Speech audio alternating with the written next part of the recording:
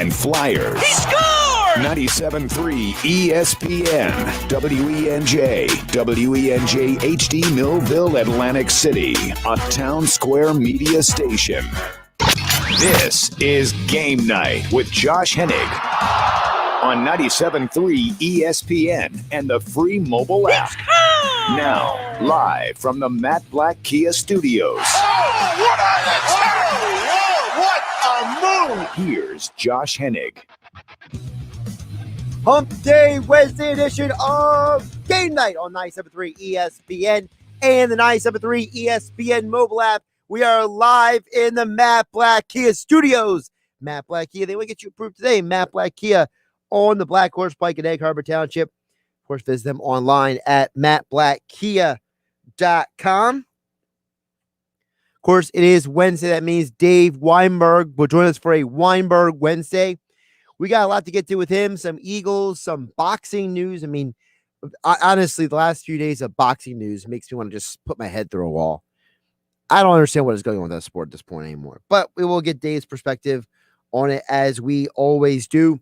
That and more right here on 97.3 ESPN. Of course, text board is open as always at 609-403-0973 for those of you listening on 97.3 ESPN FM and on the 97.3 ESPN mobile app. We are also live on Facebook, YouTube, and Twitter, where you can watch the show.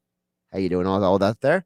Also, you can comment on the show as you watch. You can join the conversation right here on 97.3 ESPN. Of course, last night, we got a little more clarity on who the Sixers will play. I will get to that also in just a bit. Also, we will be talking Eagles as well. So a lot to get to here on the show right here on 97.3 ESPN. But I want to get to a little bit of what was said today with the Eagles. Because when you look at what Jalen Hurts said to the media today,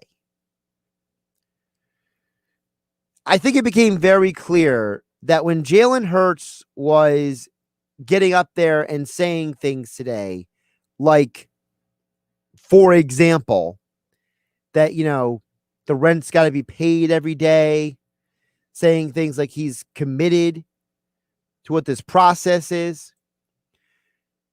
When Jalen Hurts says things like this, these are the things that make me wonder why people dislike this guy. You know, Pro Football Focus says he's the 31st NFL starting quarterback heading into the season. And they have rookies who have never played a down of football, who haven't improved a single ounce of anything in the NFL ahead of him.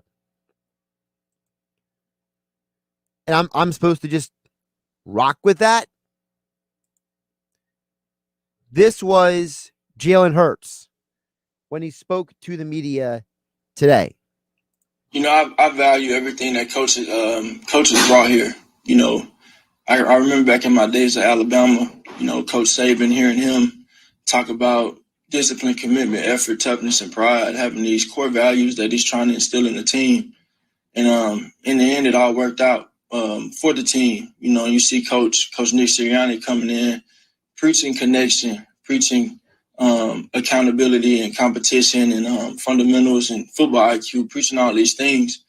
And I know in all of those different avenues, all those different values and principles that we're, you know, trying to instill here in Philly, no one is above that. And everybody got to go to work, you know. So for me, I know rent is due every day. It's always been that way for me.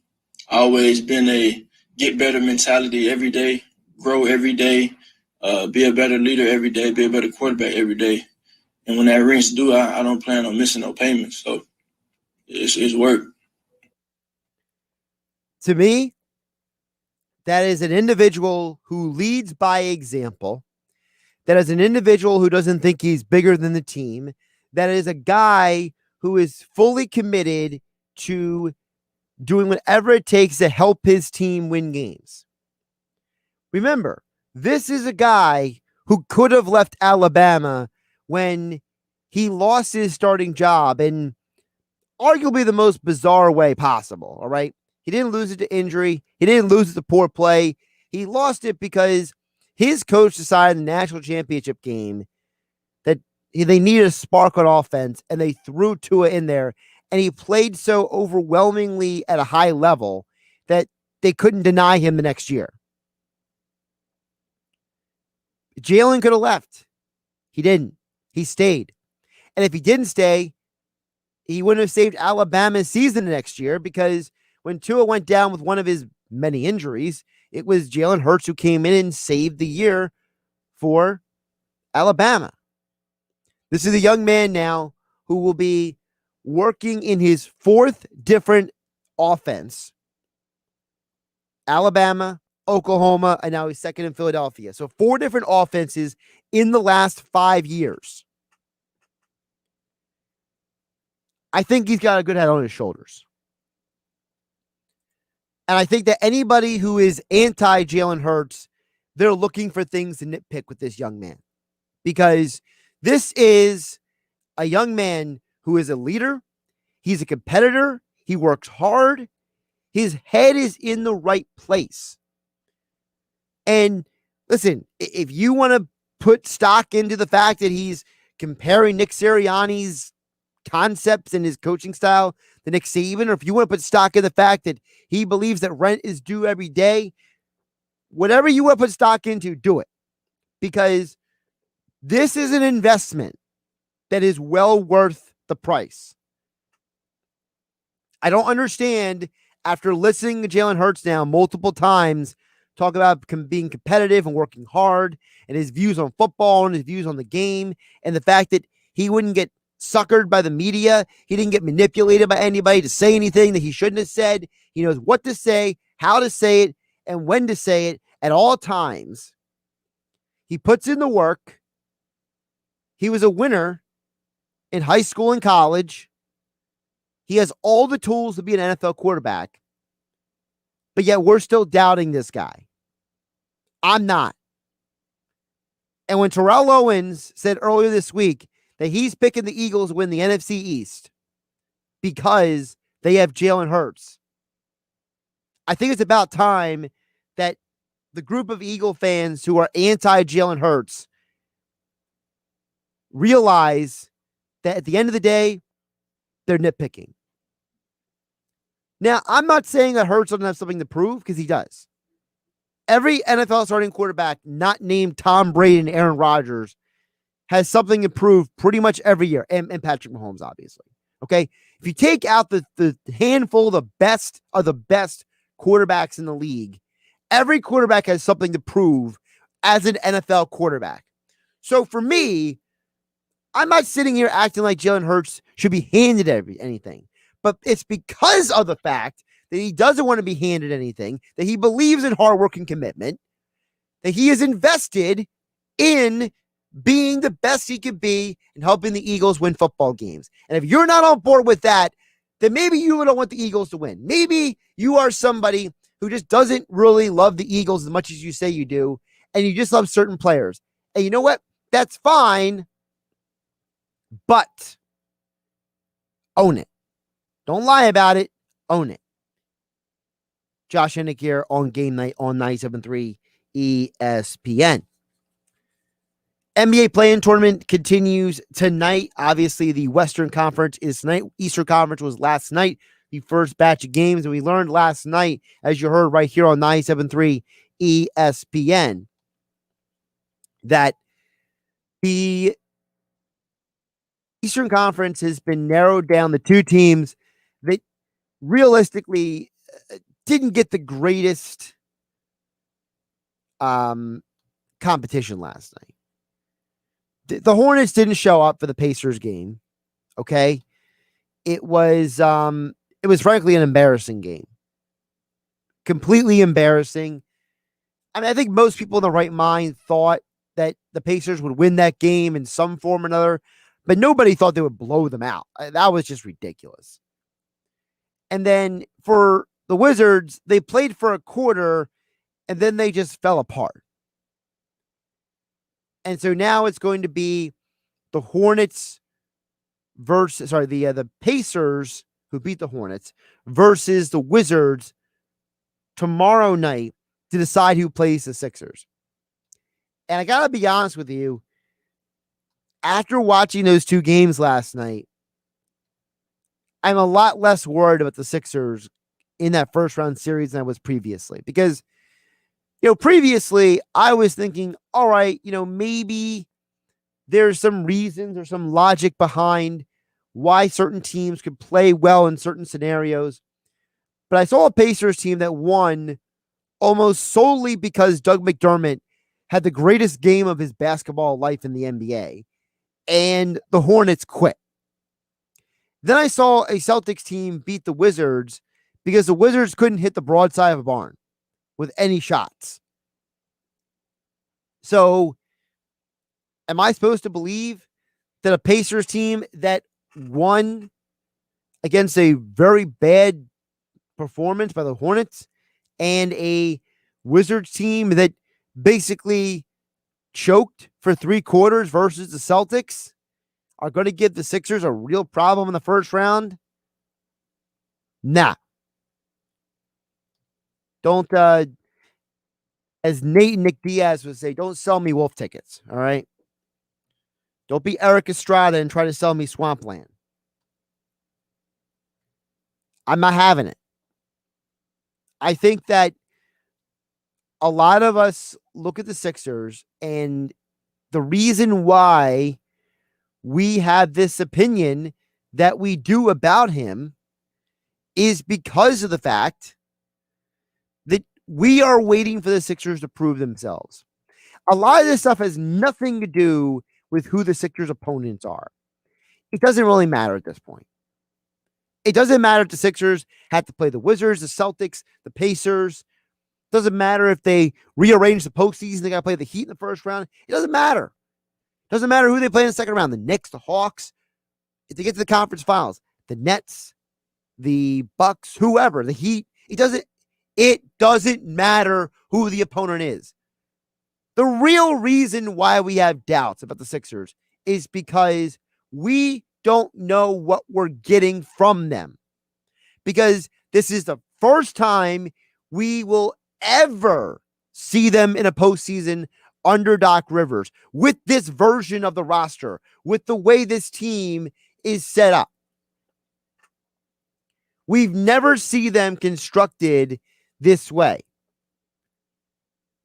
So, as far as I'm concerned, I look at the Sixers and I say, it doesn't matter who your opponent is. If the best version of the Sixers show up in every playoff series, they will beat anyone and everyone to cross that line. Period. I think that we are completely overrating the Nets. We act like the Nets are this unstoppable force of nature, which they're not. They can't even get on the court half the time. Harden admitted today to the media that his play has taken a dip because there's still lingering concerns with that hamstring. So what if Harden or Durant pull their hamstring again? Or they strain it? What if Kyrie Irving decides that his job that pays him millions of dollars a year does not take precedent to something off the court that he deems is more important, and he decides to bail on a game or two? And I'm supposed to believe in the Nets? The Bucks, they got a head coach who's been a number 1 seed 3 times, and he couldn't get to the NBA Finals. A 2-time MVP has never been to the NBA Finals. And their redeeming quality is Drew Holiday compared to last year. Yeah, I need to see a little more from you. So at the end of the day, all the arguments that are made against the Sixers not going far are similar arguments you can make about any other team. The Eastern Conference is wide open. There's only one edge and one edge alone when it comes for the Sixers in these playoffs. There is one thing that you have to remember. On game night here on 97.3 ESPN on Monday, this was National NBA writer Ben Golliver. I do think home court matters more than most people might expect this season, even if there's fewer crowds in the building. Especially think about it for like Philly versus Brooklyn or Philly versus Milwaukee, or even Milwaukee, Brooklyn, if we get that in the second round. I mean, home court will matter there because those series are tight. Those are all good basketball teams that have championship aspirations, and every little edge helps. And so I do think it was very important for the Sixers competitively to get that number one seed because it gives them an easier path through the playoffs. And it also gives them, or to the finals, I should say, and it also gives them home court, throughout the Eastern Conference.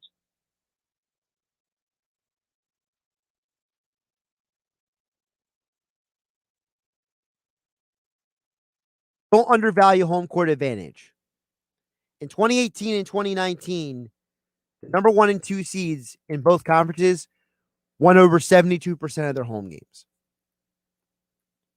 Sixers are home court. For more, go check out my article on 973ESPN.com. I got all the stats and information you need to know why the Sixers should be the Eastern Conference favorite. All right, we'll get back to the Eagles and more coming up next with Dave Weinberg for a Weinberg Wednesday right here on GameNight on 97.3 ESPN FM. I'm Josh Hennig, hanging out with you. Also, check us out on Facebook, YouTube, and Twitter where you can watch the show. We'll get to your comments a little bit later in the hour right here on 97.3 ESPN FM, the 97.3 ESPN mobile app powered by First Bank of Seattle City. The Western Conference play-in tournament begins tonight in Memphis. Ja Morant and the Grizzlies facing DeMar DeRozan and the Spurs. What a ridiculous finish from Ja Morant! Then in Los Angeles, it's LeBron and the Lakers going head-to-head with Steph Curry and the Warriors. We got to play Lakers basketball. We're playing, in my opinion, the MVP of our league this year. It's Steph. The NBA playoffs tonight, exclusively on 97.3 ESPN FM. Coverage begins at 7 p.m. Attention New Jersey, Matt Blatt Nissan needs to replenish their pre-owned inventory. They will buy your vehicle for cash today. You heard right. Matt Blatt Nissan will buy your current vehicle for cash or trade it for top dollar and put zero down payment, pay 0% interest, and get $2,500 off MSRP on every 2021 Nissan Murano in stock. Oh, yeah, it's on at Matt Blatt Nissan. All new loaded SV model 2021 Nissan Rogue. Lease just $239 per month with zero security deposit. Plus our fast track checkout. Bring any vehicle and Matt Blatt Nissan will buy it for cash or pay top dollar for any trade in Egg Harbor Township next to Home Depot or online at mattblattnissan.com. David Beckley will be refinanced into new vehicle. With qualifications exist. Not all will qualify. 0% APR financing based on 1667 per thousand borrowed. Offers can be combined. Murano VIN MC 101371. Rogue VIN MW 011224. 36 months, 10,000 miles for your lease. Lease selling price $28,590. Call 877-289-6670 or go to mattblattnissan.com for complete details. Offer ends 5/31/21. It's on at Matt Blatt Nissan on the Black Horse Pike, Egg Harbor Township.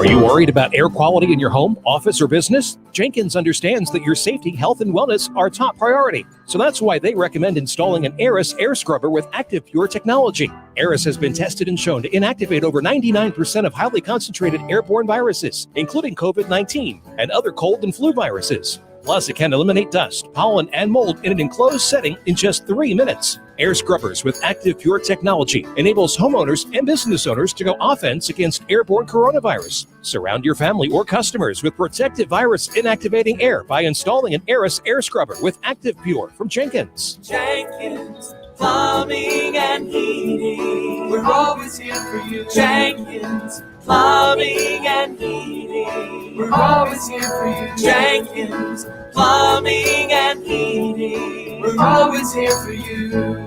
Call Jenkins Plumbing and Heating, 609-641-6440. Online at jenkinsandsons.com. You're listening to Game Night with Josh Hennig on 97.3 ESPN and the free mobile app. Josh Hennig here on Game Night, Hump Day, Wednesday edition on 97.3 ESPN, the 97.3 ESPN mobile app. And we are live on Facebook, YouTube, and Twitter, where you can watch the show here on 97.3 ESPN. Of course, it is a Wednesday, so that means we are joined each and every week by the one and only Dave Weinberg. Joins us on the Boardwalk Hotline and live on Facebook, YouTube, and Twitter here on 97.3 ESPN. Dave, how you doing on this Wednesday? I'm doing well, Josh. How are you? Perfect beach day today. I was just going to ask you how much of your day was spent outside versus inside. I'm assuming it's going to be like a 70-30 split at this point. More like 80-20. I had to take advantage of that. I was in the neighborhood. All right, there we go. So, obviously, with the Eagles, they can't stay out of the news for a variety of reasons, whether purposely or not purposely. I got to start with the signing the other day. When I woke up to the news that the Eagles had signed Ryan Kerrigan, Dave, I almost fell over. I thought that was completely out of left field. I get it now that I have processed it more, but to say I was shocked, I think is an understatement. Yeah, same here. I mean, he's been a nemesis to the Eagles for so many years, and for them to be able to sign him, that was a total surprise. I know he's a really good fit in the locker room, I would think, as a veteran leader. As you talk about building the culture of a team, I think will really help. I'm just a little not worried, but I'm a little curious as to how he's going to fit in with Jonathan Gannon's defense. I mean, he pretty much was an edge rusher in Washington. I don't know if Gannon's scheme is going to be built around that. I don't know if he has to have his hand in the dirt, which he's done, I guess, he did a few times in Washington, but not consistently. So I'm anxious to see how they incorporate him into the defensive scheme. I mean, I assume as well also, I mean, he's a guy who hasn't played full time in the last couple of years in Washington. So I'm assuming that he must be with the concept of that here, because I don't suspect he's going to play like 75% of the snaps in Philadelphia, but he could still have a major impact if he plays half of those snaps, right? Oh, sure. I mean, he'd be part of that rotation with Brandon Graham, Derek Barnett, Josh Sweat, what have you. And I could definitely see that a lot of people are comparing it to the role that Chris Long played with the Eagles in 2017, where he was kind of like a rotational kind of guy, but he had a pretty good year. And maybe that's what they're hoping to get out of Ryan, too. I mean, Chris had a big influence in the locker room as well. So I guess they see Ryan as playing that same kind of role. Well, also the analogy to Long that I make, I know a lot of people like to make that analogy because of their ages and stuff, but Chris also brought an element as a veteran guy to help add to the culture of the Eagles. To me, it was guys like him and Malcolm that were huge in leadership capacities with the Eagles for a few years there. And to me, I have to look at Kerrigan. I'm like, maybe this guy is also adding to the culture that Sirianni wants to kind of, install here in this organization in the post-Peterson era. Yeah, I mean, they already have a few leaders, like we had mentioned before, with Fletcher Cox and Jason Kelsey, Lane Johnson, what have you. But he certainly adds to that atmosphere. Then it can only get better from that. I'm a little worried. I'm not worried, but I was a little surprised, like you were, because they've been claiming about having the desire to get younger, and he's going to be 32, 33 when the season starts. So that doesn't necessarily fit with their strategy. But the more veteran leaders you can get, the better off you're going to be. Absolutely. Dave Weinberg joining us here on the Boardwalk Out Hotline here on Game Night on 97.3 ESPN at Dave Weinberg 19 on Twitter. Extra point columns over at 97.3ESPN.com. And speaking of veteran leadership, I'm listening to Jalen Hurts today, and he's no veteran. He's in his second year. But my goodness, he sounds like a veteran. The way he talks about competition, the rent is due every day. He's talking about all these different things. And I'm sitting here like, man, if there was going to be a guy who has to fill the void of the post-Carson Wentz era, I mean, was there a man born for this job, or what, the way that he carries himself? That's absolutely true, Josh. He's shown that capability almost his entire football career. When you date back to Alabama and Oklahoma, the guy is a leader, and that's what you're looking for in your quarterback. You have to have a guy who can take command of the room, not just your quarterback room and not just your offensive room, but the entire team. You need a guy that is going to put everything on his shoulders if he has to communicate with veterans, rookies, both. And I think Jalen's a great guy to do that. It remains to be seen if he's going to. I assume he's going to be the starter. I would think he would be. But I think the sooner that they make him the starter, the quicker then he can be established that leadership role that they want in a quarterback. I mean, if you leave him dangling like they have been doing, then it's going to take that much more time for him to exert his influence in that locker room. So I think the best thing they can do right now is just say Jalen Hurts is our starter going forward and let him do what he does best, which is lead. Yeah, and the thing with him also is that I know there's a group of people out there who are all like, for lack of a better term, they're just doubters, Dave. Well, that's Philly. Well, again, that's Philly, but that's what I was saying. Like, people almost want to find something wrong with people sometimes. You know what I mean? And it's like, to me, I always look back on the fact that I don't think in life, not just in sports, but in life, we value the intangibles enough. We don't value things like leadership and hard work enough anymore. We've been kind of toxified by social media and by different things in the world, that we forget that at the end of the day, it's the people who put in the work who get the job done.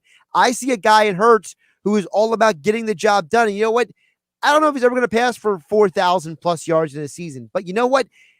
To me, he looks like and sounds like a winner. And if your quarterback can win you games, I don't really care about all the other stuff, Dave. Yeah, that's true, Josh. I mean, ultimately, it does come down to winning, and he's proven that he can get the job done. Like I said, dating back to college, and in his brief audition last year, I thought he did a pretty. I mean, it was up and down, but he delivered that big win against New Orleans that nobody expected, and I think you're right. It's an undervalued quality. Everybody's more preoccupied, I guess, with some of the other baloney that gets created by social media or what have you. But it ultimately comes down to work ethic, performance, perseverance, dedication, and leadership. And I think Jalen has all those tools in spades.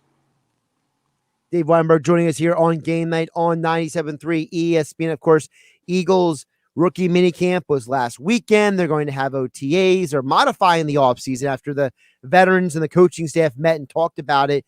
And to me, that's a positive check mark in Sirianni's box, because the Eagles are one of the few teams, not every team in the NFL is doing this. They're literally changing their entire offseason program after talking to veterans. And I think that's a sign for the Eagles to say, hey, Sirianni's listening to the players are buying into him. And I think it's a good first step for everybody involved.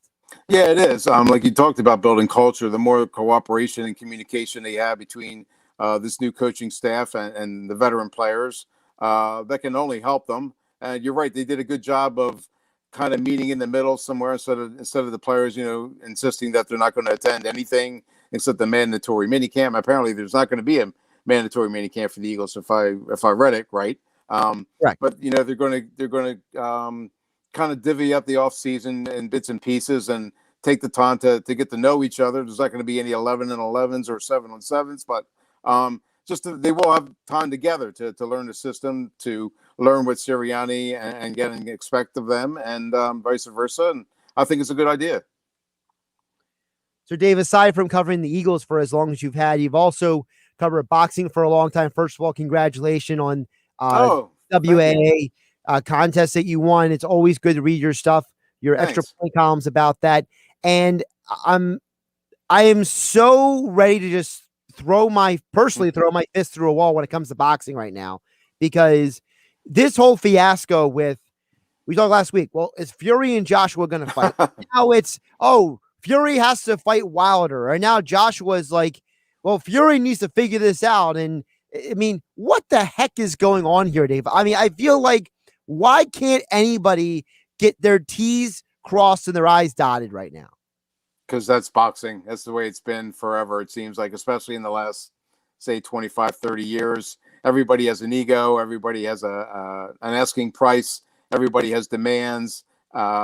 This promoter won't deal with that promoter. This network won't deal with that network. It's just an ongoing circus, and I don't. It's very rare that they come to a conclusion. You would just hope that they will finally. I mean, maybe Wilder and Fury should fight first. I mean, be the rubber match once and for all. Although Fury pretty much dominated the last fight, but I guess Wilder. Maybe he feels like he deserves a rematch. Maybe there was a rematch clause. I assume there was. So maybe they have to do it one more time, and then the winner fights Joshua. I mean, I personally would think Fury and Joshua would be the bigger fight at this point, because Fury's star isn't exactly at the top right now. So it would make more sense from a public standpoint, from a fan standpoint, from a boxing standpoint, for Fury and Joshua to meet in the ring. But like you said, it's just it's boxing, and you can never like count on anything until the two guys are actually in the ring.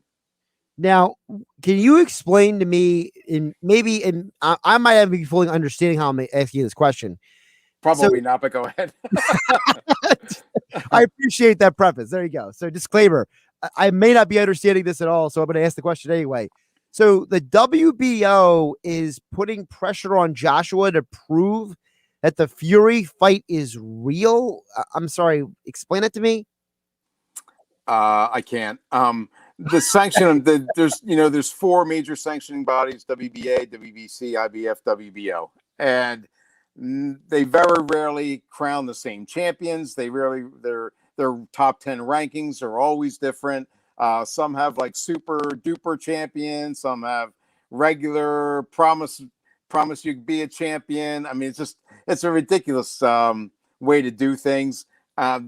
And yeah, depending on the sanctioning body, it depends on who they want to be their champion. And if they're not satisfied with that guy, they'll do everything in their power to make sure that he's either stripped of the title or gives it up or loses it because of inactivity or what have you. It's so to answer your question, I can't explain it. I never can when it comes to the sanctioning bodies.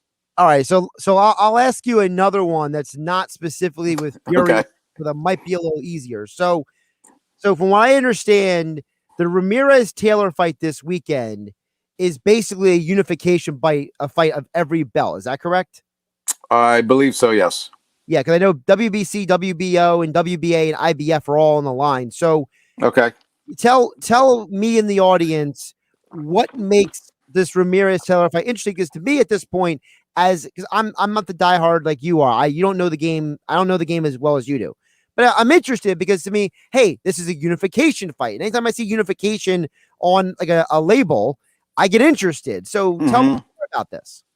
Yeah, I mean, anytime you can get two champions to unify a title, that means something, because you're going to, depending on the outcome, you're going to have one unified champion, and that means all four sanctioning bodies have to recognize that guy. So yeah, anytime you can get two champions in the ring, it's a big fight. I mean, maybe somebody backed into their title or inherited it, or not inherited, but kind of like got it without maybe a valid challenge. Maybe maybe it was a vacant title, what have you. But the fact that you have two champions in the ring, that is significant, and it's going to be a good fight. Yeah, Ramirez and Taylor is this Saturday. All four of those organizational belts on the line for the unification. Dave Weinberg joining us here for a Weinberg Wednesday here on 97.3 ESPN at Dave Weinberg 19 on Twitter. Dave, one more before I let you go. Another no-hitter last night in baseball. That's right. But the interesting thing is these no-hitters are a lot of guys that most people have no idea who they are. So, including me. Go ahead. Well, so what do we read into that? You're a baseball guy. How do you feel about there being all these no-hitters? Okay, you have all these no-hitters, but yet they're not like the big name pictures. They're not DeGrom. They're not, They're not Shohei Ohtani. They're not fill in the blank pitcher out there.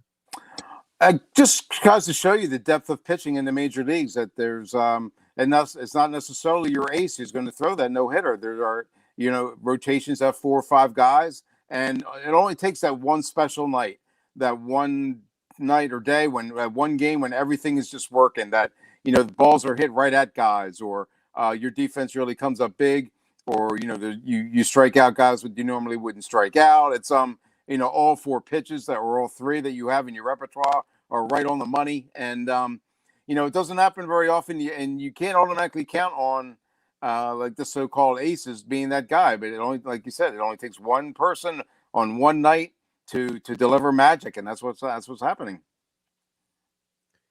Dave Weinberg, Extra Point columns over at 973ESPN.com at Dave Weinberg 19.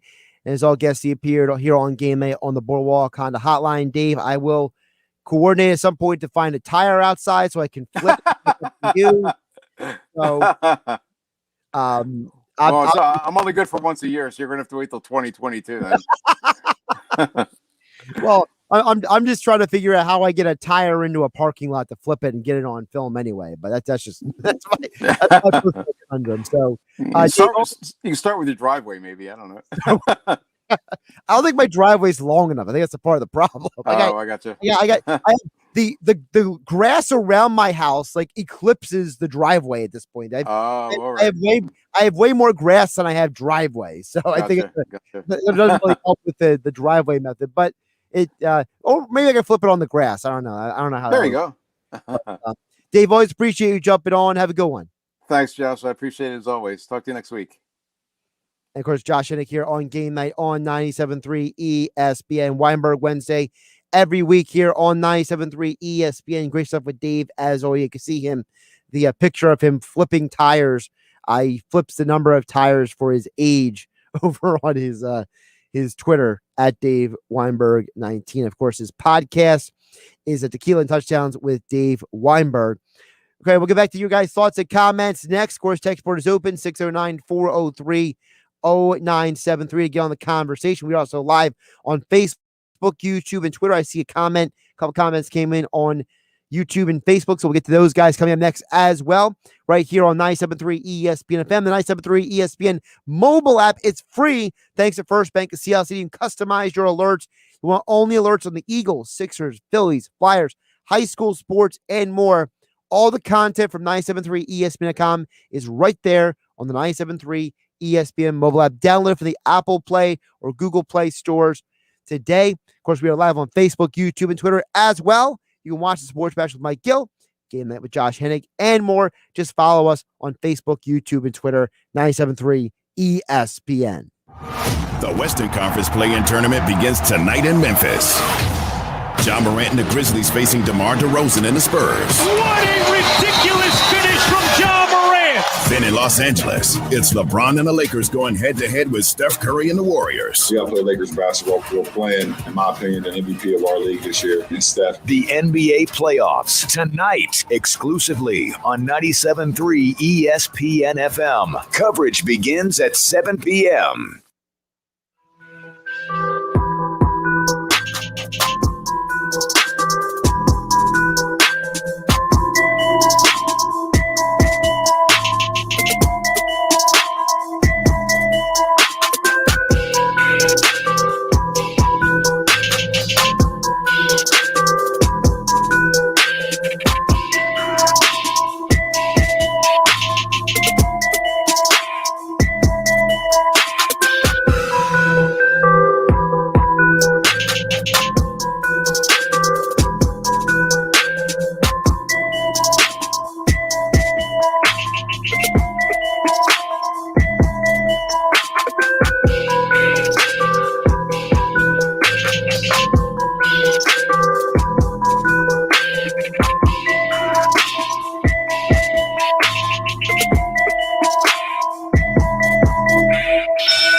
Why would someone looking for a mortgage at the Jersey Shore take a loan from a company?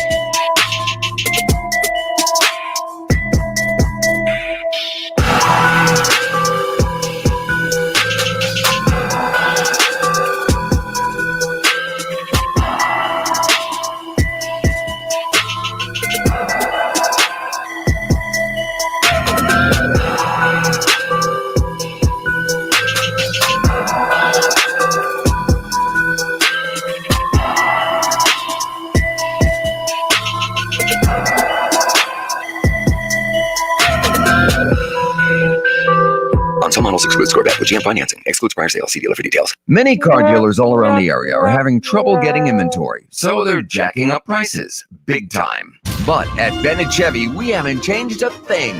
Why would we? You said you love our GM supplier employee pricing. You pay what our supplier employees pay, not a penny more. Bennett also gives you all the rebates, which can add up to a whopping 25% off MSRP. Plus, Bennett's got available 0% financing that'll save you thousands more. Looking for used? Good news. Bennett's still paying a minimum $7,000 for any trade you bring us, regardless of condition or miles. Any old Heath is worth a minimum $7,000 towards any pre-owned in stock. And our non-commissioned sales staff is paid on your satisfaction, not how much you spend, so there's no pressure ever. And Bennett Chevy is now an authorized lease return center for all brands. So now more than ever, there's just no beating Bennett. Find new roads at Bennett Chevrolet, Egg Harbor Township, and BennettChevy.com. Now, more Game Night with Josh Hennig on 97.3 ESPN and the free mobile app. Josh Hennig here on Game Night on 97.3 ESPN. Of course, Game Night each and every week being brought to you here on 97.3 ESPN by my friends over at FanDuel Sportsbook. The NBA play-in tournament continues tonight, and it gives teams one last shot at making the NBA playoffs. And everyone can get a bet this round risk-free on FanDuel Sportsbook. It doesn't matter if you're new to FanDuel or already have an account. FanDuel Sportsbook is trying to hook you up. That's right. Any user, any bet type, any game, they are going to make sure you get your money back if you don't win. Here's the deal. The NBA play-in tournament continues tonight for the next 2 days. And FanDuel has made it even more exciting with their FanDuel Play-In Palooza. All you have to do is you have to opt in to claim your risk-free bet. That's right. If you already have a FanDuel Sportsbook account, just open up the app and opt in to claim your risk-free bet. If you are new to FanDuel Sportsbook, all you need to do is sign up with my promo code Hennig to get your first bet risk-free up to $1,000. That's promo code Hennig to get on all the basketball action exclusively on FanDuel Sportsbook. Must be 21 or to play and present in New Jersey. Refund issued now with trouble site credit. Expires in 7 days. New user risk-free bet for first real money wager only. And refund issued non-withdrawable site credit. Expires in 14 days. Restrictions apply. See terms at sportsbook.fanduel.com. Gambling problem? Call 1-800-GAMBLER. All right, Josh Hennig here on 97.3 ESPN. I will get to the comments that they came in. We got a couple texts. We got a couple people on the YouTube channel. I'm going to get to you guys in the order you came in. We are first going to get to Rodney Johnson watching on YouTube comment a little bit earlier. We talked about the Sixers is, at the very worst, Sixers will have a gentleman's sweep. In that last game against the Pacers, the Sixers blew them out in the first half without Embiid, then went completely flat in the second half. I think the key word you said is without Embiid. You know, anytime the Sixers have played without Embiid, they're not the same team. They don't function the same way. And when Joel Embiid is on the floor, this team is one of the best teams in the NBA because they have one of the best players in the NBA.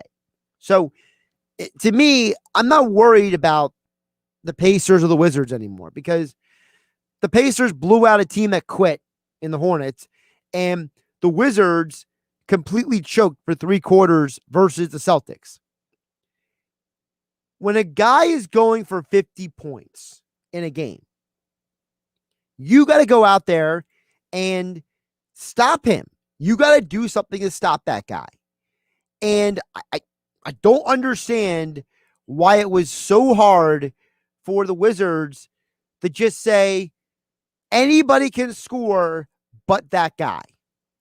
For some reason, it was hard for them. And I thought it was completely, utterly ridiculous. It was completely ridiculous that you don't put up a better defensive effort. So, you know what? I'm not worried about the Wizards. I'm not worried about the Pacers. You're right. It'll probably be a gentleman's sweep.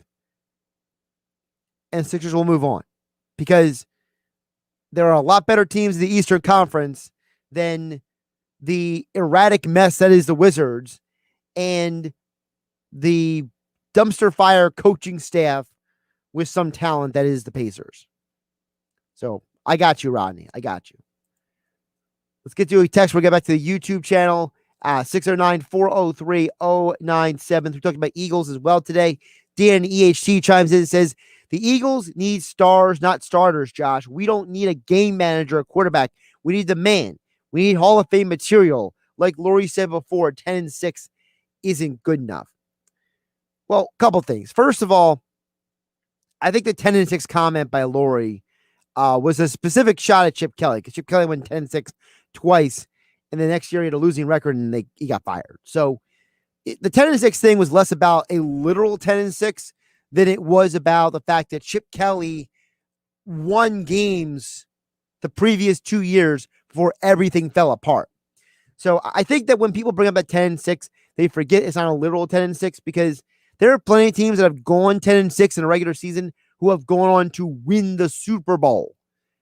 New York Giants, Green Bay Packers. There's a long list of teams that did not go 11, 12, 13 wins and won the Super Bowl. You don't have to win. You don't have to be the number one or number two seed to win the Super Bowl every year. There are a lot of mitigating circumstances that go into that. Now, I understand when you say you want Hall of Fame material. You need the man. You need a high-level player. You don't want a game manager, a quarterback. I totally get that, Danny HT. But it's hard to find those guys. Finding Tom Brady, Aaron Rodgers, Patrick Mahomes, those guys are far few and in between. And by the way, Patrick Mahomes and Aaron Rodgers were not drafted in the top 5 either. So there's no guarantee that whoever you draft, whoever you pick, whoever you get is going to make sense. Mahomes dropped in the draft. Rodgers precipitously fell in the draft. Tom Brady was a 6th-round pick. Ben Roethlisberger was the 3rd quarterback picked in his draft class. Who else in the NFL has won Super Bowls recently?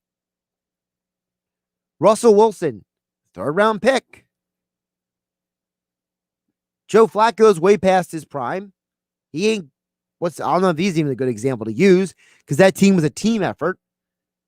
Eli Manning was only apparently good in playoffs. It wasn't good in half the regular season. So when we talk about the quarterback position, I think we have a flawed perspective on it. Ultimately, the quarterback is only as good as the talent around him. We saw that with Patrick Mahomes in the Super Bowl. And I think that we get so obsessed with the quarterback position that we forget that the other players around them are not up to snuff. The quarterback almost doesn't matter. We saw that in the Super Bowl. And I understand, Danny HC, that you don't think that Jalen Hurts can be Russell Wilson or Dak Prescott or whatever example you want to use. But I would just ask everybody out there, why don't you give Jalen Hurts a chance before you determine that he is or isn't a game manager? Whether you determine if he is or isn't Hall of Fame material, whether you determine if he is or isn't the man. I think that we are looking at the handful of games that he played, and we're being, not me, but other people are being so hypercritical of his play and of this team that we forget that every year teams go from out of the playoffs to into the postseason, last place to the postseason.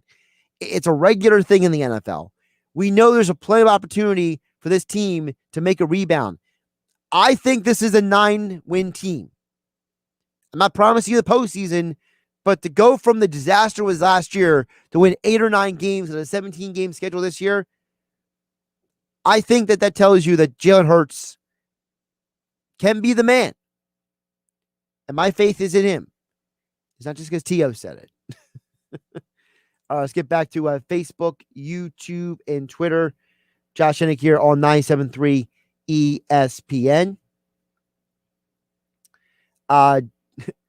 Joshua had a random comment here. He says, what do you think about the Celtics winning?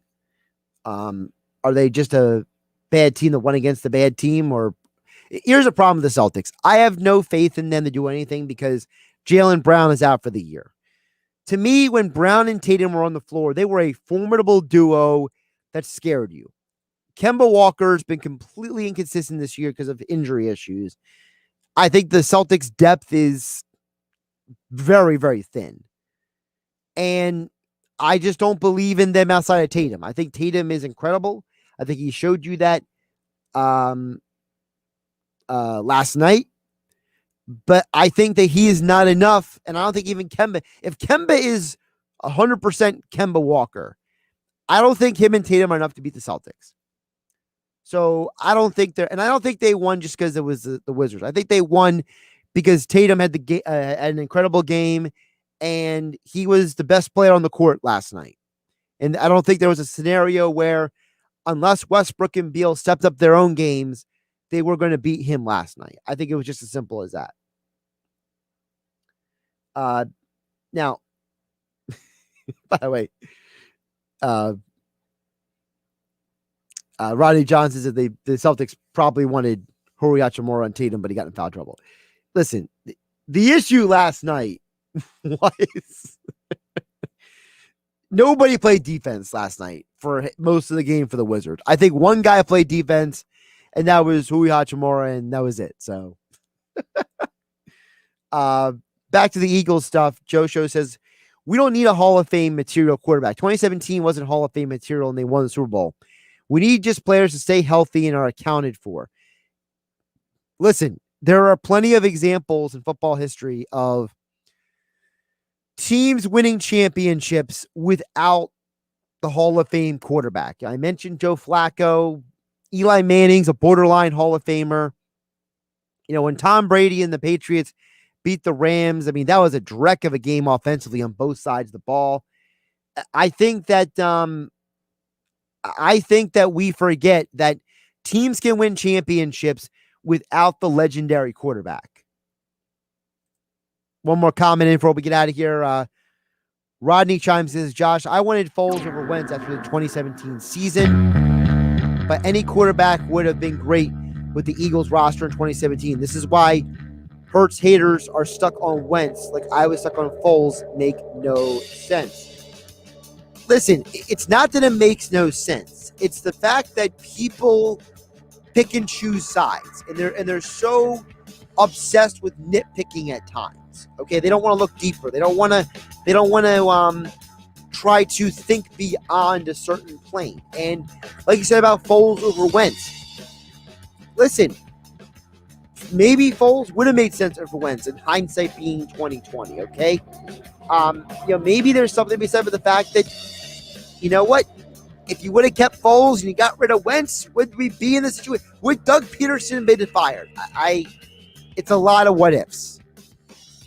But that's what make the conversation fun. I'm Josh Hennig.